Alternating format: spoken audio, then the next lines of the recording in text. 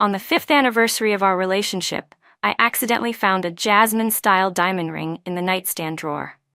I was overjoyed, thinking it was a surprise proposal ring that Ethan had prepared for me.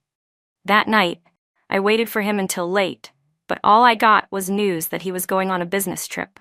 At the same time, I saw a social media post from his junior classmate, Lily, with a photo tagged "Life," showing a romantic moment. I tapped to open it, and Ethan's familiar voice played through. "Will you marry me?" On Lily's hand was the exact same jasmine-shaped diamond ring I had found. So it turns out I had just imagined things. But it didn't really matter anymore. After all, I was leaving for France in 7 days. When Ethan pushed the door open and came in, I had just clicked send on the email confirming my transfer to the company's Hong Kong branch. On the desk sat some fried chicken and beer. Ethan walked over and handed me a neatly packaged cake. "Emily, look. Didn't you always want to try that Japanese edamame cake?" He had come all the way here himself and tried to stop me. As he leaned in, I caught a scent. Jasmine. My name is Emily Shen. When I was little, my family used to call me by my nickname, Jasmine. So when I found that stunning, jasmine-shaped diamond ring in the nightstand, the one so beautiful it left me speechless, I truly thought Ethan had prepared it for me as a surprise. I thought it was a proposal ring. After all, we had grown up together as childhood friends. Not long ago, when we visited our parents, he had even smiled and joked to mine that the wedding might be happening soon. On the night of our 5th anniversary, I personally cooked dinner and carefully prepared a delicious, low-fat, low-sodium meal. But by the time the ice cream and whipped cream cake I had made melted into a nauseating mess of creamy soup, all I got from Ethan was a hurried apology. "Sorry, Emily, I forgot to tell you, I'm flying to Japan on a business trip today." He forgot to tell me, but he didn't forget to tell Lily. Later that night, I came across another one of his social media posts, photos of summer fireworks with the caption, "My lover." The live photo showed 2 hands tightly clasped beneath a brilliant display of fireworks at a Japanese festival.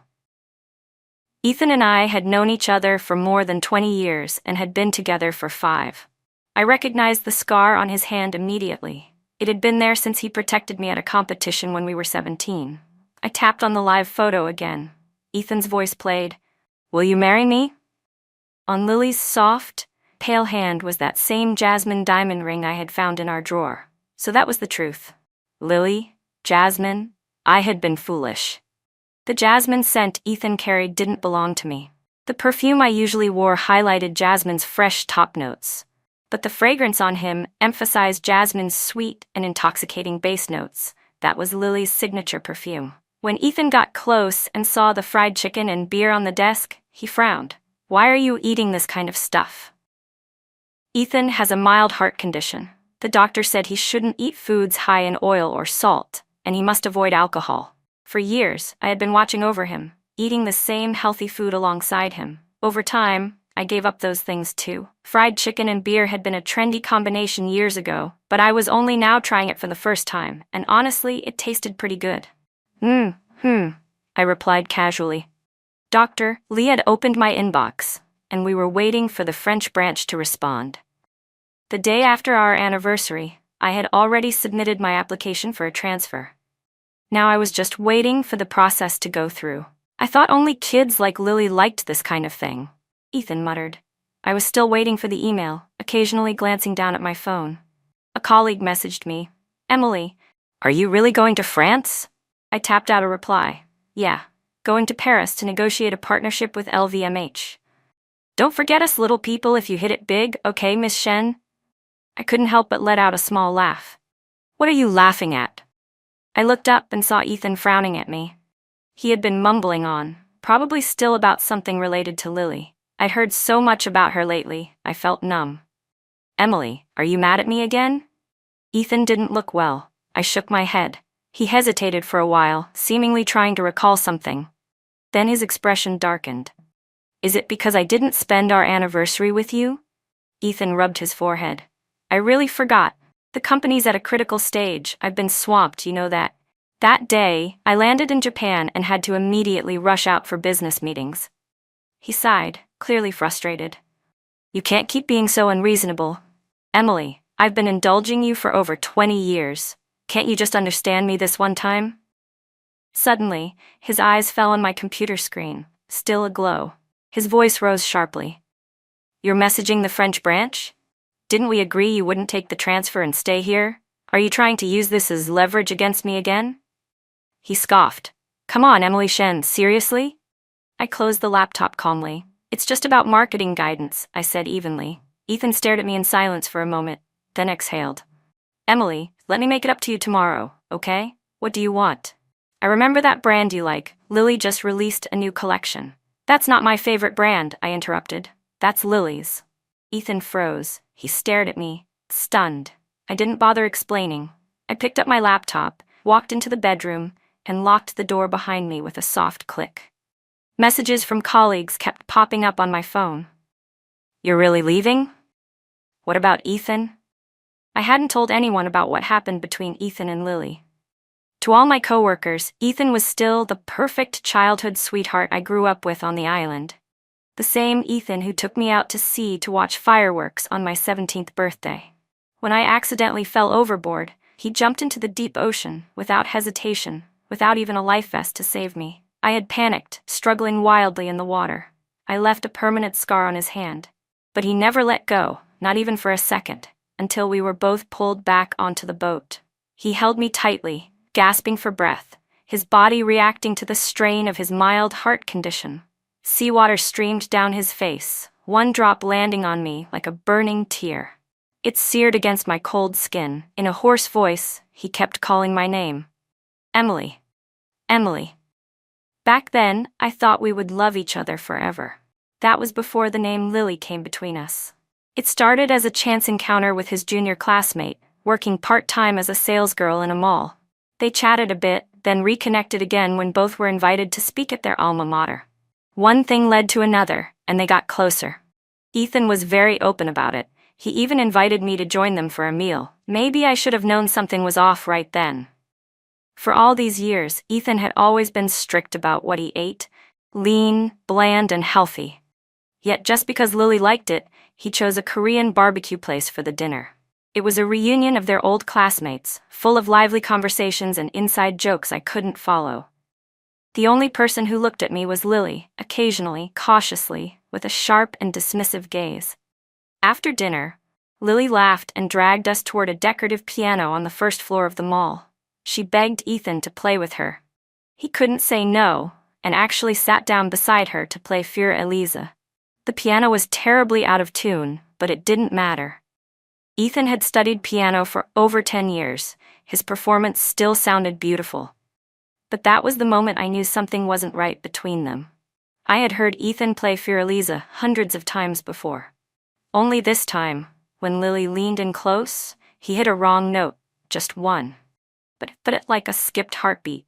A close colleague who was always perceptive seemed to catch on. They sent me a cute emoji to lighten the mood. Well, here's to your bright future, Miss Shen. The truth was, I had already received an offer from the French branch before, but every time, Ethan had talked me out of it. He didn't want me to be far from him. His career was rooted in this country. If I went abroad, we'd be in a long-distance relationship. He didn't think it would work. We had a huge argument over it. Your career matters, but mine doesn't?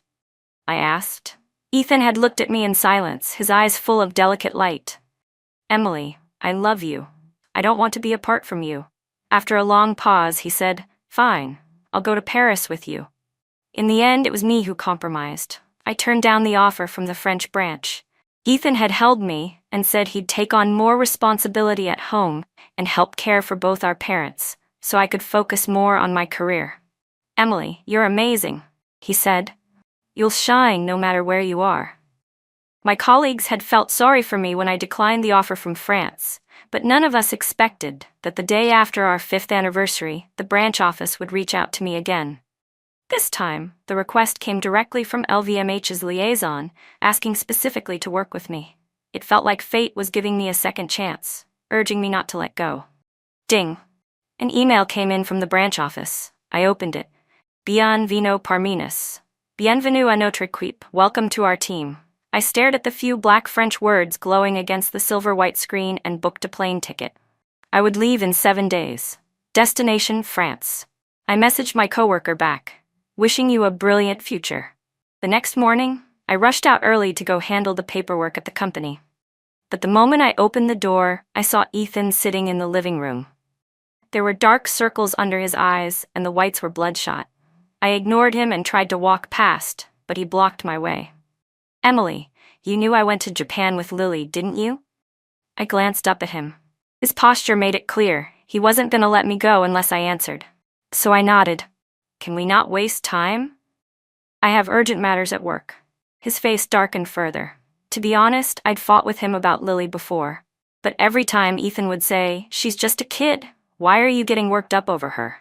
And yes, Lily was only a college sophomore. Maybe she really was just a kid to us. But that's exactly what disgusted me most. She's young. So are you? I thought. Maybe Lily didn't understand what she was doing, but did Ethan not understand either? Did he not realize what all those flirtatious messages meant? Or was he just using her naivety as a shield for his own guilt? I wasn't upset with Lily. I was upset with him. Ethan had no words to answer. He just looked at me with disappointment and weight in his gaze. Emily, you didn't used to be like this. People change, don't they? So do hearts. Eventually, Ethan promised he would never see Lily again, that there would be no more shady behavior. Please believe me, Emily, you've known me for 20 years. Don't you know who I am? Turns out, I didn't know at all. When I first found that jasmine diamond ring, I stared at it for a long time. I thought it was Ethan's way of proving his love. I wrestled with myself, wondering if I should forgive him and finally step into the happiness I dreamed of for so long. But then I saw that ring on Lily's finger. And when I heard Ethan's voice in that live photo, I couldn't stop myself from laughing. I laughed at how I had played the fool, waiting with hope for Ethan to turn around and love me again. It's not what you think, he tried to explain. Yes, I brought Lily to Japan, but that's because she's my junior. Her major happened to align with the business project I was handling. I brought her to learn. Was that wrong? There were tons of people involved in that project. Nothing happened between us. Emily, I didn't tell you because I didn't want to upset you. I was exhausted and didn't want to fight. Can't we stop this already? Ethan looked drained as he stared at me. I just mumbled a vague response, grabbed my bag from the entryway, and headed for the door. But he grabbed my wrist suddenly and raised his voice. Emily, I looked at him, puzzled. What? I told you I have urgent things to do. You were right, okay? Then he hesitated. You're really not mad. In the past, anything related to Lily would send me off. I'd argue, yell, refuse to let it go. But now I was just tired. Too tired to fight. And that, somehow, made him more uneasy. I nodded, pulled my wrist from his grasp, turned around and opened the door without a second of hesitation. Then I walked out. I arrived at the office to hand over my duties and process the paperwork. The day was a blur. I barely had a moment to catch my breath. Just as I finally sat down to take a break, I noticed a food delivery had arrived. It was a cake Ethan had ordered for me. I'd had a sweet tooth since I was a child, and this was from my favorite shop, the Green Tangerine Jasmine Cake. 5 years ago, Ethan had chosen that very place to confess his feelings to me. Before the confession, he'd spent a whole month learning how to make the Green Tangerine Jasmine Cake from the shop owner. When he finally brought it out to me, he had said, Emily, I hope there's no bitterness between us, only sweetness. I had laughed and smeared cream on his face. Your sweet talk is so cheesy. Staring at the cake now, I felt myself drifting. How had Ethan and I come to this point, where everything had changed? There was a card on the cake box. Don't be mad, Jasmine. Back then, Ethan often used my childhood nickname, Jasmine, but I remembered clearly, after his last speech at school, he came home completely drunk and collapsed on the sofa. He didn't even open his eyes until I went to help him. When he finally looked at me, his eyes were unusually bright. That night, I smelled a sweet jasmine fragrance on him. He called me Jasmine, the only Jasmine I'll ever have in this life. My ears had gone hot. After all, we'd been childhood friends for more than 20 years, and we'd dated for 5. He rarely said things that corny, but that night, he held me and repeated it over and over, reminiscing, softly telling me how much he loved me. I laughed and shoved him lightly, eventually helping him to bed. I bent down to tuck him in, but then I heard a word that turned my blood ice cold. Lily. I lost my appetite. I fought with Ethan that night, shouting at him until he swore, over and over, that he had said Jasmine, not Lily. That he had slurred because he was drunk. That I was too tense, too sensitive, and blew it out of proportion because I was always on edge about Lily. He swore to the heavens, if I was right and he had lied, he hoped for lightning to strike him dead. It was only after that we barely moved past it, but from then on, I couldn't bear to hear him call me Jasmine again. I casually tossed the cake into the trash. A message popped up from Ethan on WeChat. Emily, stop making a scene. Lily and I aren't what you think, you're letting your jealousy twist everything. I'll come pick you up after work tonight, let's make up for our anniversary dinner at that restaurant you mentioned. I didn't take his words seriously. And it turned out, I was right not to. I stayed late at the office. By the time I wrapped up, it was already dark, long past normal hours. There was no sign of Ethan. I checked my watch, frowned, shut down my computer, and rushed downstairs toward the mall. I'd booked my flight the night before. In 6 days, I'd be heading to France. I needed to pick up some essentials, but when I walked out of the basement-level supermarket, my arms full of shopping bags, most of the stores on the first floor had already closed. The mall was dimming for the night. I turned my head and saw Ethan and Lily. At first, I almost didn't notice. I only glanced over, thinking the two figures by the jewelry counter looked familiar. But then I recognized the cake box on the counter, the same distinctive packaging from that dessert shop where Ethan first confessed to me. The same packaging that had arrived at my office just this morning with the green tangerine jasmine cake. And now an identical box was sitting right there. I looked up. The jewelry store's name was also familiar. It was the same place Ethan had bought that jasmine diamond ring. So this was it. I checked the timestamp on the receipt and realized it all made sense now. That ring had brought them back here. The jewelry store was about to close. The lights were dimmed, with just one spotlight shining directly on Ethan and Lily. Under the overhead light, Ethan's features looked deeper, more defined, more affectionate. That boy who once grew up with me by the ocean breeze had now become a man. The white shirt was replaced by a tailored black suit. Lily was wearing a store associate's uniform, and she was personally pinning a sapphire brooch onto Ethan's lapel. Like a slow-motion scene from a movie, the two of them inched closer to each other. Lily looked up, their breaths mingling. The tension between them had crossed the line. It was Ethan who first lost control, grabbing Lily and kissing her hard on the lips. One by one, the lights in the mall went out, leaving only the one above them glowing, like the whole world had faded away, and only the two of them remained. They kissed, completely lost in each other. Snap. The sound cut through the silence like a crack of thunder. The plastic bag in my hand had torn, and everything inside spilled across the floor. Ethan jolted and spun around like he'd been shocked awake, and saw me standing there in the dark. Emily, I calmly pushed open the glass door and stepped inside. Hi, miss, I said, turning to Lily without even looking at Ethan. Can you give me a shopping bag? Her lips were glossy, her face burning red. You? Ethan and I truly love each other. I nodded. Sure, but I need a shopping bag. If you won't give me one, I can go report you to mall management for unprofessional conduct. You. Lily was so angry, tears began rolling down her cheeks. And all I could think was, shouldn't I be the one crying right now? Why was she crying? I hadn't even shed a tear. It was only then that Ethan seemed to fully snap back to reality. His hand reached for mine, fingers trembling slightly. He always did this. Whenever he made me angry, he'd act pitiful and gently tug at my fingertips, softly calling my name, just like now. I turned away, grabbed the cake off the counter, and slapped him across the face with it. The cream splattered across his face, smearing his sharp, handsome nose. It dripped down his black suit, staining the delicate sapphire brooch Lily had just pinned on him. Ethan stared at me, stunned, eyes wide. I looked him straight in the eye, struggling to steady my breathing, trying to keep my voice even. Ethan, this is why we're done. Lily screamed and ran out from behind the counter, frantically trying to wipe Ethan's face with tissues. How could you do that to Ethan?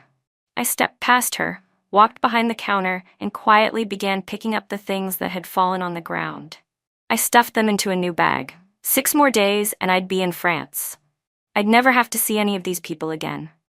Ethan shoved Lily aside and rushed toward me, grabbing my wrist. Emily, it's not what you think between me and her. It really isn't. I yanked my arm back, clutching my things, my voice shaking as I fought to stay composed. Don't touch me. You disgust me right now. He followed me all the way to the mall's entrance, looking utterly wrecked.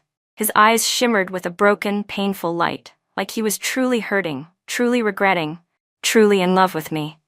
Emily, please, believe me, I only like you. I only love you. The summer night air was heavy, thick with the feeling of an approaching storm. I didn't want to say another word to him, but Lily suddenly stepped in front of me, blocking my path.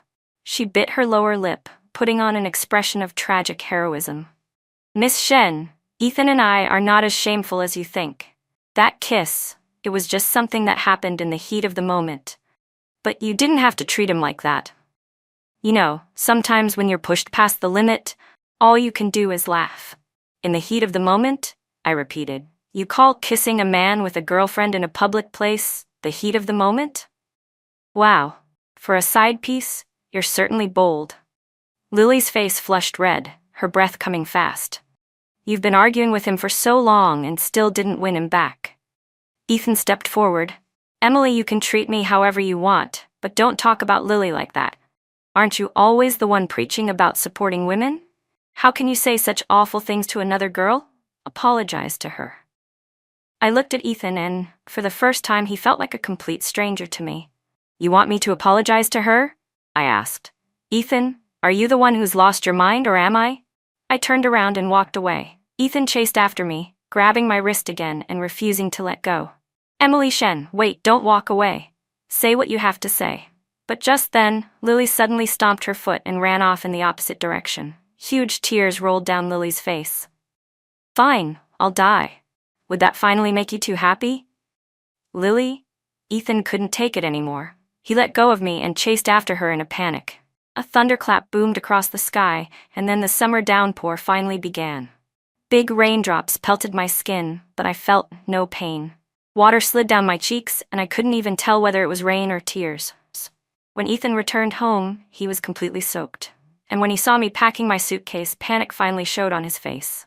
He came forward, eyes red, and held me tightly, refusing to let go. Emily, where are you going? I swear, nothing ever happened between me and Lily. That kiss, it was a mistake. I didn't mean for it to happen. His voice was shaking. She looks so much like you at 17. You both wore white dresses. You both loved Jasmine. Every time I saw her, I'd space out. I couldn't help but be a little kinder to her. But the truth is, I just wanted to treat you better. I know the one I love is you. Emily, every time you talk about leaving, do you know how much it hurts? I have a heart too, it's flesh and blood. Can we stop this now? Please. I love you. I looked at him. Honestly, he hadn't changed much in appearance over the years. On my 17th birthday, he took me to see fireworks out at sea. The way he looked at me back then with such deep affection, that image had burned itself into my heart. But now, looking at him again, he felt like a stranger. I closed my eyes. Ethan, don't. But hearing my words only made him hold me tighter, pulling me roughly into his arms.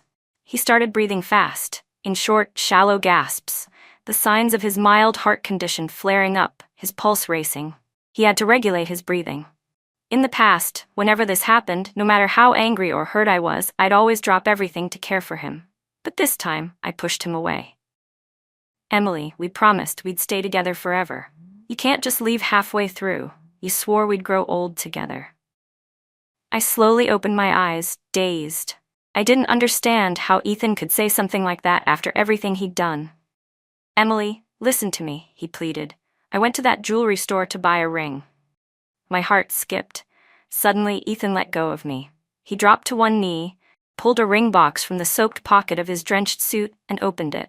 Inside was a beautifully crafted jasmine diamond ring, its tiny diamonds forming a delicate bloom.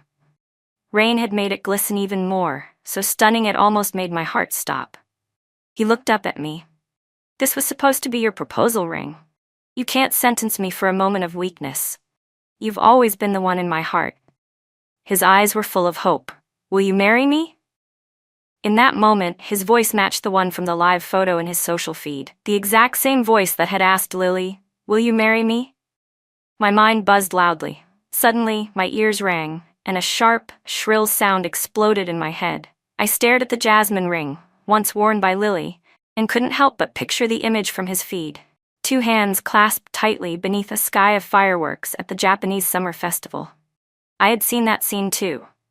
The fireworks had streaked across the night sky like shooting stars, bursting into dazzling light and reflecting on the shimmering ocean below like countless pearls falling into water. In that moment, it felt like the world had faded away, leaving only the fireworks and the sound of waves lapping against the boat. Back then, I had looked at Ethan beside me, and my heartbeat had softened, sinking with each explosion in the sky. It had felt so full of love. But never in my wildest dreams did I imagine that the man I loved would one day stand under fireworks with someone else, holding her hand the same way, and worse, would offer me the same ring he once gave her. I let out a quiet laugh. The dam finally broke. I lowered my head into my hand, propping my forehead up, and laughed uncontrollably. I laughed, and as I did, tears silently slid down the corners of my eyes. Emily, what's wrong? Don't scare me." Ethan tried to pull me into his arms, but I shoved him away. I stumbled back 2 steps and hit the corner of the table. A display stand of anime merchandise toppled off the edge and fell to the ground. It was from a popular franchise I'd loved for years, a collaboration I'd once adored. Ethan had given it to me after one of our fights over Lily, a peace offering. I had liked that series since way back, but Ethan always said it was childish, never interested in hearing me talk about it. So when he gave me that gift, I was genuinely happy. I'd even jumped up and kissed him on the cheek. But then I saw Lily's social media post and realized she liked that franchise too. She was the one who made Ethan stand in line for 3 hours just to get that merchandise. The trip to Japan? It wasn't a coincidence. That franchise's main theme park was there. It was her dream pilgrimage. The gift Ethan gave me was just whatever was left over after he picked for her. And I, like a fool, believed it was a token of his love. I even placed it proudly on my desk, thinking I'd see proof of his affection every day. I thought that after more than 20 years together, we were like family. Even if the romance faded, there should have been friendship or some kind of bond left. So why? Why was Ethan capable of stomping all over my heart like this? He held me tightly. "Emily, please don't be like this. I really went to that jewelry store to buy you that ring. The person I want to spend my life with has always been you. Lily was just a detour. She just happened to be the one holding the ring first. Emily, don't leave.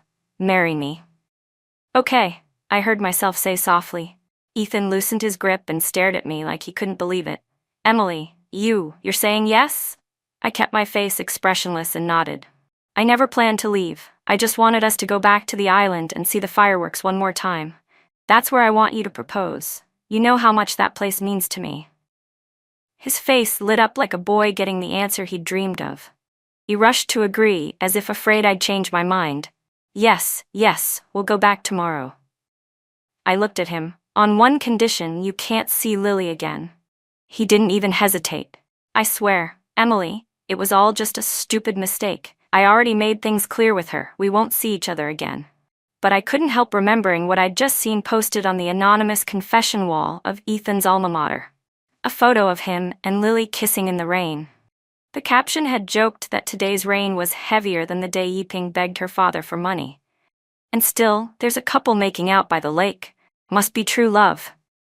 So that was what Ethan called making things clear. And now he held me like I was some priceless treasure he thought he'd lost and miraculously found again. "My Emily," he whispered, like I was the simplest and most sacred thing in the world. Yes, so simple, too simple, and that's why I knew he couldn't do it, because Ethan had never been able to say no to Lily. It was as if we'd rewound to the honeymoon phase again. Ethan stuck to me like glue, refusing to leave my side. But I was already checking text alerts from the airline, counting down. 5 days left. Ethan announced our engagement to all our friends. He even posted a high-key photo on his social media, me wearing the jasmine diamond ring. His friends, still single, flooded the comments with dramatic wails. "Someone hug me. I'm crying. I told my parents I'd gotten a promotion and was transferring to the French office. 4 days left. Ethan cooked dinner himself and served it proudly. I passed all my work files to a close colleague and asked him to help wrap things up. 3 days. Ethan was thrilled to see I had reorganized all the gifts he'd ever given me. He hugged me so tightly that his hot tears soaked my shoulder. "Emily," he whispered, "we've been with each other since the day we were born, and we'll stay together until the very end." 2 days. I threw every gift Ethan had ever given me into the dumpster downstairs. The security guard, an old uncle who knew us, asked if he could take them. I smiled and said yes. Last day, Ethan helped me pack, chatting excitedly the entire time. "What should we bring back for your parents from the island?" "I remember your mom loves shrimp paste. Do you remember that little shop at the end of your street? The one where we used to buy it? You ate so much as a kid, you got sick, and I had to carry you to the hospital," he said, laughing. I nodded and gave a few casual responses, staring at the computer screen, sorting through files. When I unlocked my phone, Lily's Weibo post popped up. "Oh, so I'm just whipped cream now, something you can use to smooth things over. My boyfriend was 30 minutes late picking me up from class today, so annoying. But my roommate said he's too handsome to stay mad at." She's right, watching him act melts all my anger. Love is like yeast, I'm a fluffy loaf of bread. I've been craving my boyfriend so badly. He finally brought me bread from my favorite bakery, the one his sister loves. Of course he still loves me the most. Hope the perfect sister dies soon. No offense, she's sick again, boo-hoo. Also didn't manage to get the merch I wanted, but at least my boyfriend ditched work and his annoying sister to come bring me the merch anyway. I love him so much. "I'm still sick, but my boyfriend took me home," Lily wrote. I fell asleep in a pile of his clothes, surrounded by his scent. If you get it, you get it. It's like an omega nesting, audio and video all ready to go. He couldn't wait to show the whole world he finally won me. Lily was a minor relationship influencer. Some of her followers even asked in the comments what his annoying sister had done to deserve so much hostility. Lily tossed them all into her block list without a second thought. The truth was, on the day Lily got sick, I was sick too. That morning, I'd gotten up hoping Ethan would make me a bowl of wontons. He always did when I was sick, ever since we were kids. But that day, he brushed me off, said he was too busy, and rushed out the door without even pouring me a glass of water. Later, I dragged myself through a work trip, still unwell. And when I got home, the scent of jasmine perfume, not mine, hung in the air. I saved the final version of my files to my phone. Ethan came over and hugged me from behind, burying his nose in my hair. "You've been working so hard again. Why not just quit? I'll take care of you." I scheduled the documents to auto-send and didn't answer. There had been a knock at the door earlier. "Was that a delivery guy?" he asked. Seemed like an international package.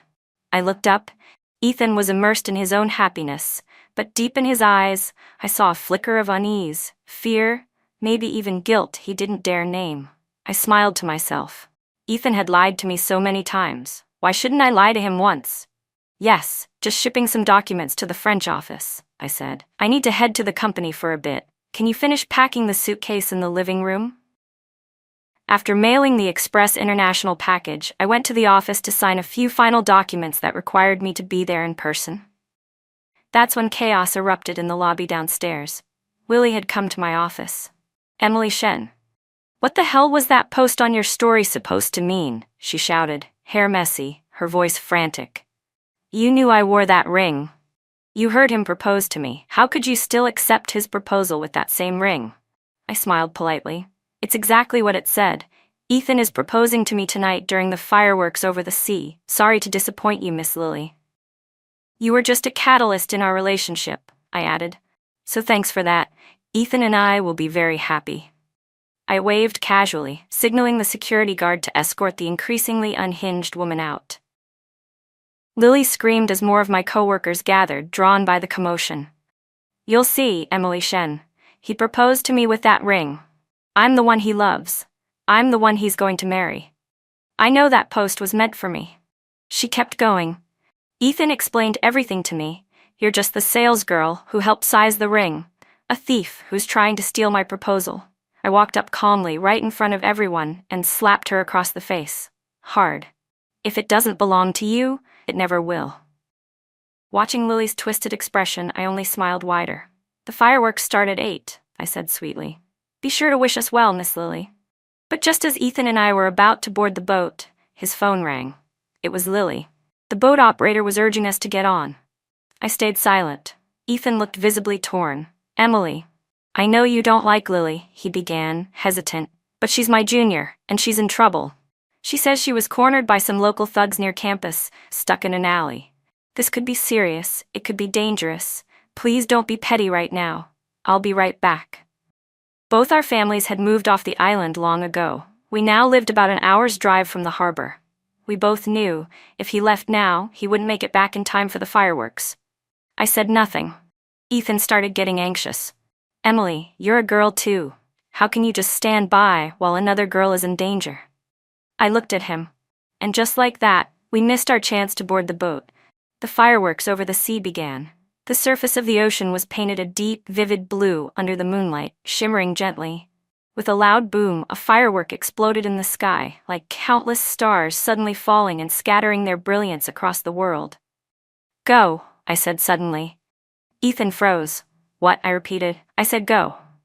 He stood there stunned for a beat, then almost bolted toward the car, scrambling to start it. I watched his silhouette illuminated briefly by the next burst of fireworks, and inevitably, my mind wandered back to when we were students.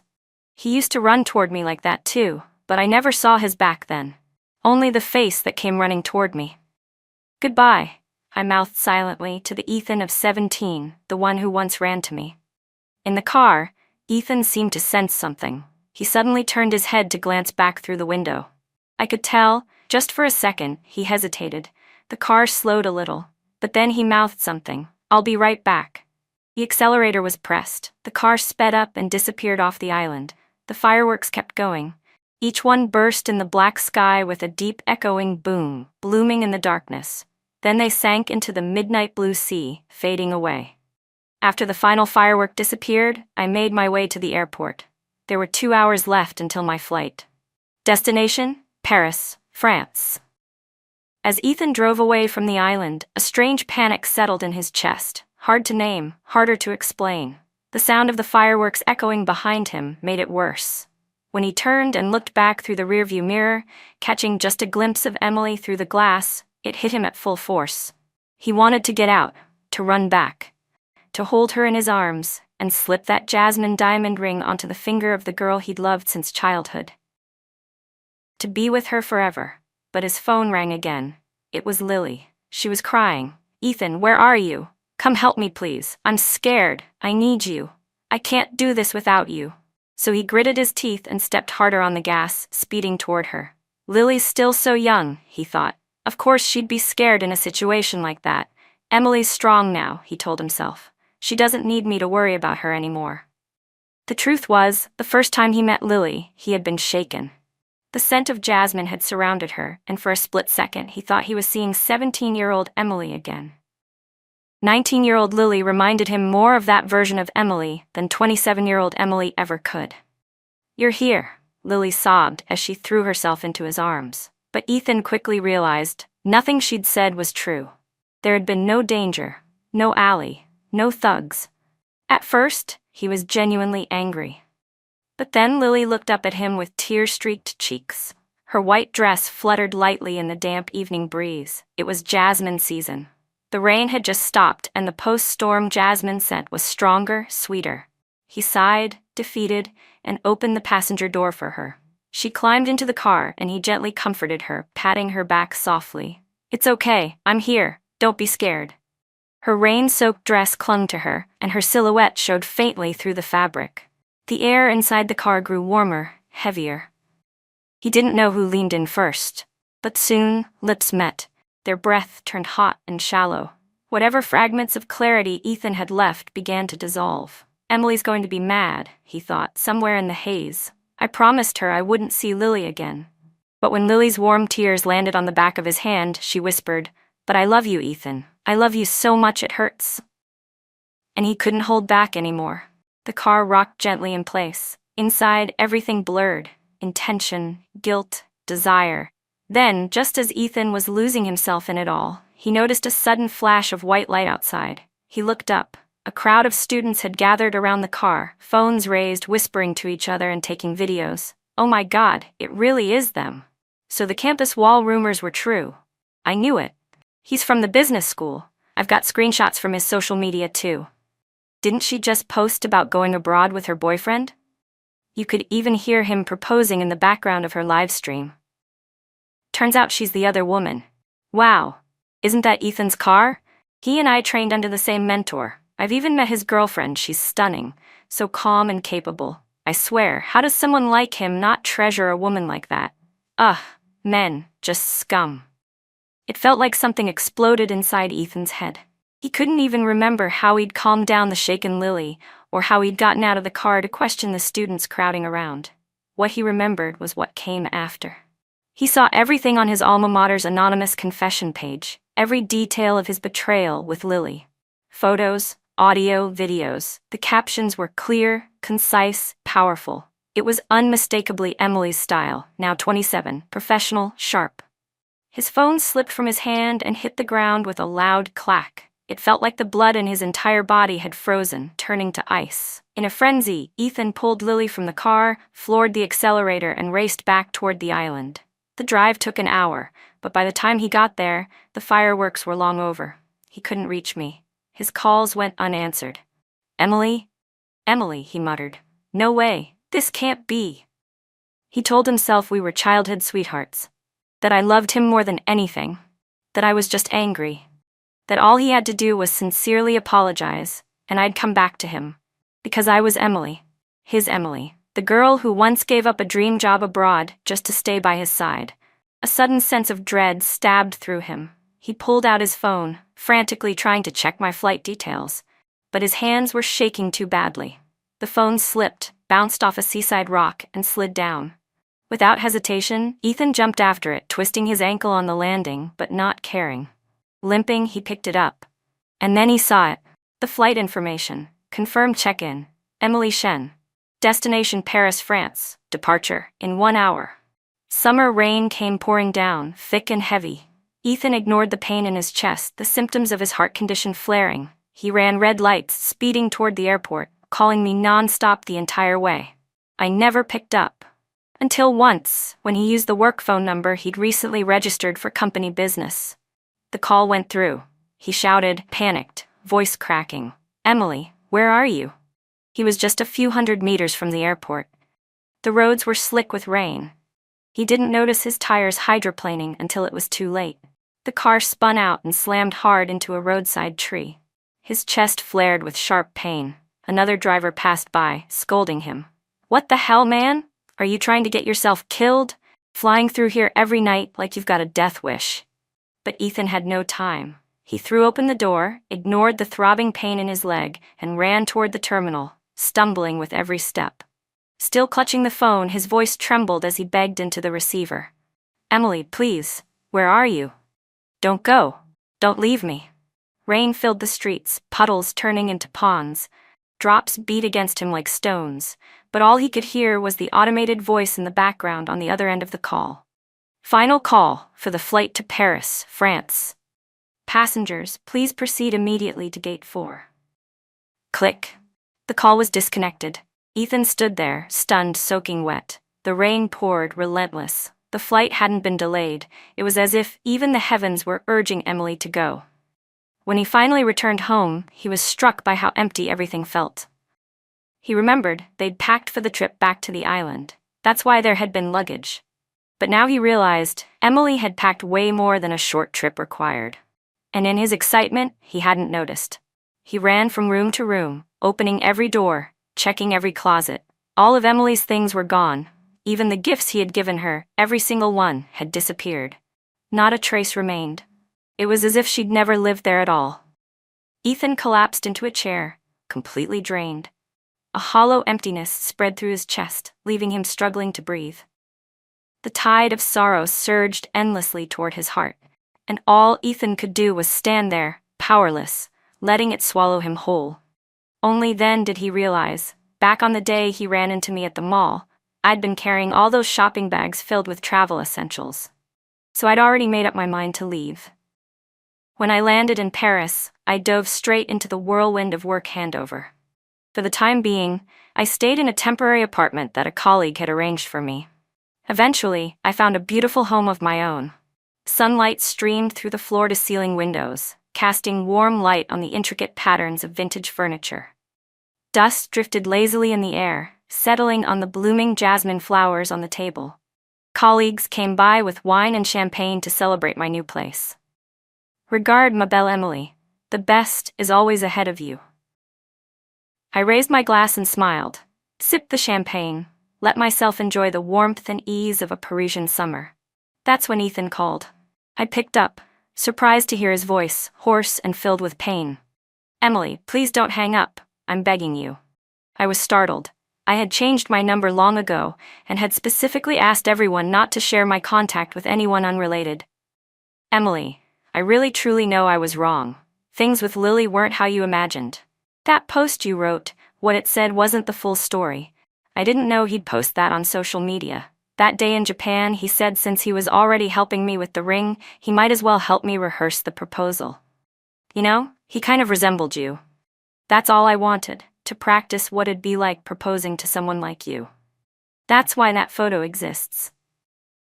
You can't just give up on me like this. It's not fair. His voice cracked, restrained but raw with pain. I didn't say a word. So he kept talking. Didn't we promise each other back when we were kids that no matter what happened, we'd never leave one another? Finally, I let out a soft laugh. He panicked instantly. Emily, why are you laughing? I waved off my colleague Ava, who was looking at me with concern. I'm fine. I looked at my reflection in the glass. Even I didn't expect to see such coldness in my own eyes. I thought I'd be sad. But apparently, Ethan had already drained me of every last bit of love I had left. The truth was, Ethan was never that great. He just looked perfect inside the memory I created. It was my love that made him shine. Now that the glow was gone, I finally saw him for what he really was, ordinary and deeply selfish. I exhaled quietly. Ethan, I said, I wanted to hate you. But then I realized even hating you would be a waste of time. We've known each other for 20 years, dated for 5. I was just unlucky. Now I just feel sick. Get out of my life, fast. Work in Paris was going better than I'd expected. I moved through the glittering social circles of the fashion industry with ease. The liaison from LVMH was impressed by me. One day he laughed and said, "You should start your own brand. You're like a jasmine flower," he added. "People can't help but fall in love with you." I nodded and thanked him as we said goodbye. Under the streetlights, the streets of Paris were still buzzing. Lights from the boats on the Seine sparkled like stars scattered across the water. Somewhere in the distance, a violin played. I never expected to see Ethan there. He was holding a bouquet of jasmine, his frame much thinner than I remembered. After I exposed everything between him and Lily through that anonymous confession page and a viral social post, Lily couldn't take the pressure. She dropped out of school and moved in with Ethan. But it wasn't long before his father came storming to the door. He beat Ethan viciously, yelling the whole time, "How dare you treat my Lily like this? She's only 19. You're a grown man. What the hell is wrong with you?" After the beating, he tried to drag Lily back home. But Lily refused to leave. She clung to Ethan and sobbed, "We're really in love. I love him." A neighbor caught the whole scene on video and uploaded it online. The internet did what it does best, pieced together the whole story, even digging up Lily's old social media posts. Public opinion turned fast. The internet came down hard on both of them. Soon after, Ethan's job was affected too. His company placed him on suspension pending investigation, a euphemism for being pushed out. At an age when he should have been soaring, Ethan now looked weathered and worn, like a man broken by alcohol and regrets. His figure looked smaller inside his long black coat. His eyes had sunk deeper into his face. The once captivating eyes I used to know had long since lost their light. "I'm leaving," I said. Ethan rushed up and grabbed my wrist tightly, only to let go as if shocked by electricity. "Emily, don't be mad. I just wanted to see you." I stepped back 2 paces, watching him warily. "Well, now you've seen me. You can go." He opened his mouth. "Emily, I know you're angry, but I'm not giving up. I'll keep apologizing until I make it right. If you don't love me anymore, I'll win you over again. Let's start over, okay? There was a desperate hope in his eyes.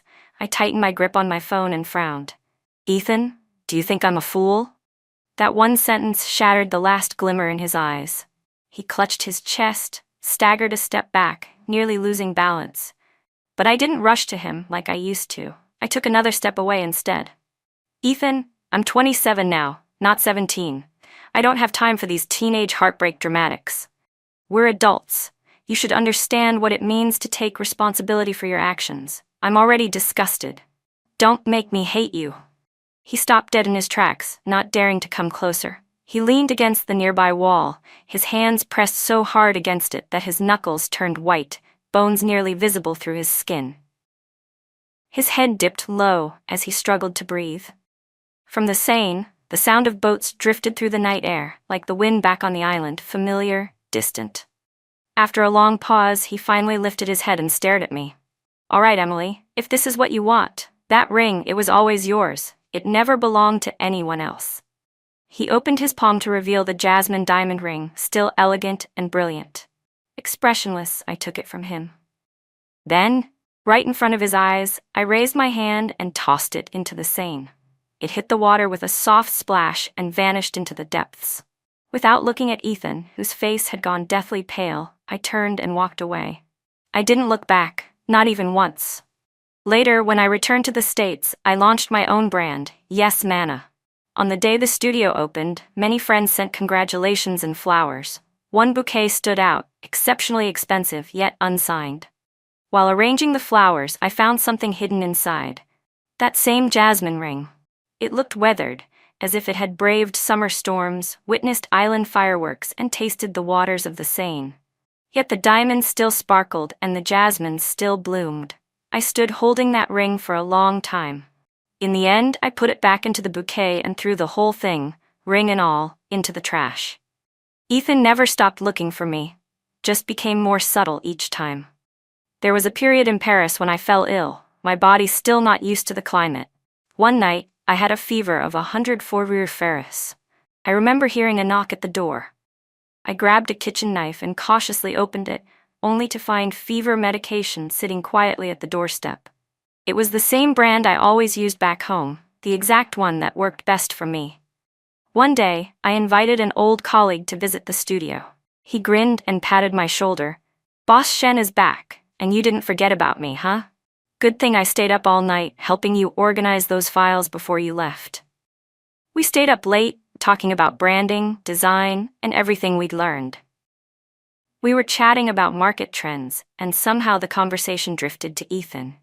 My colleague sighed heavily. Who would have thought he'd cheat? You have no idea. After I saw that video of him tangled up with that side chick, I was so disgusted I couldn't eat for days. Emily, Karma's going to get him.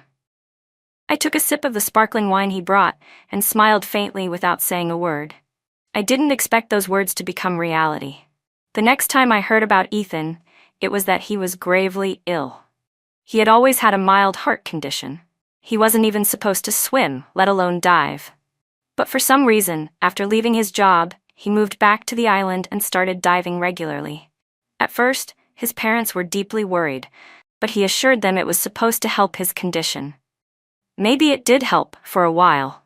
But just before the grand summer fireworks show over the ocean, he dove deep and suddenly had a cardiac episode. The fireworks were too loud, drowning out his cries for help. By the time the diving coach realized something was wrong and got him to the hospital, he had already stopped breathing. After several rounds of emergency resuscitation, he was barely brought back. It was only then that his parents realized he had been drinking heavily and staying up late every night, deliberately wrecking his health. Even if the dive hadn't triggered the episode, his body was already too damaged. When Mom called, her voice was full of worry. I don't know if Ethan will ever wake up again. His dad's eyes are swollen from crying. And that boy, why on earth did he have to go diving on that particular day? Emily, that was your birthday, wasn't it? I came home from your celebration and heard about what happened with the Liu family. It scared me half to death.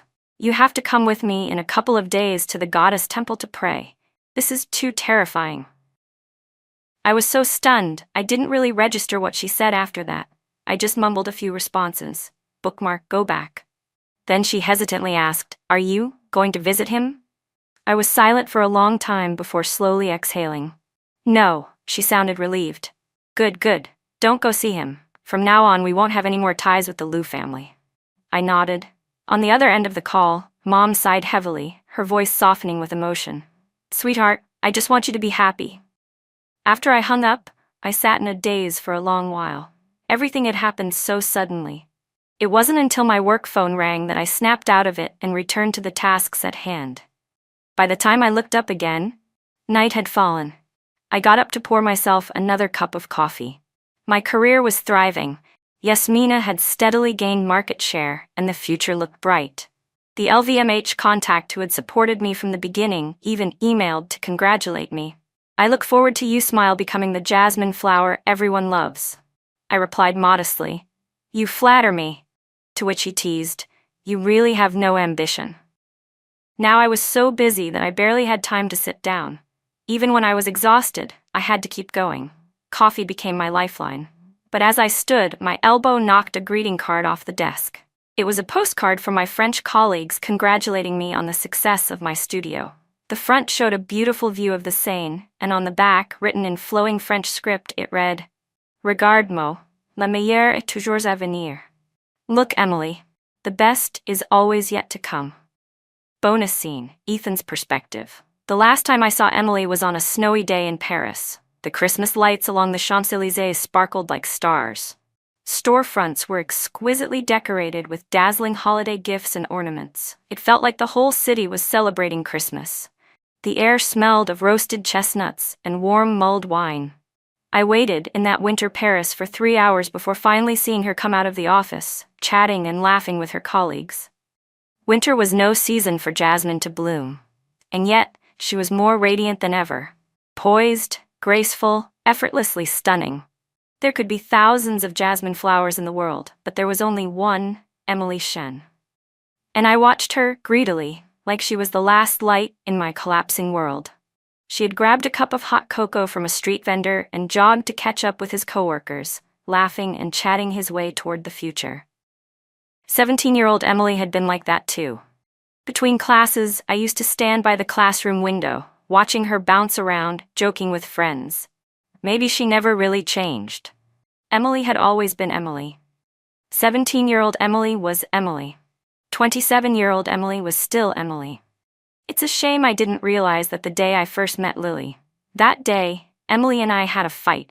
She said I was too self-centered, too stubborn, no longer putting our relationship above everything else like I used to. She stormed out of the house, angry, and I, frustrated and confused, went to the jewelry store to pick up the jasmine diamond ring that had been meant for a proposal. I have to admit, the moment I laid eyes on Lily, I panicked.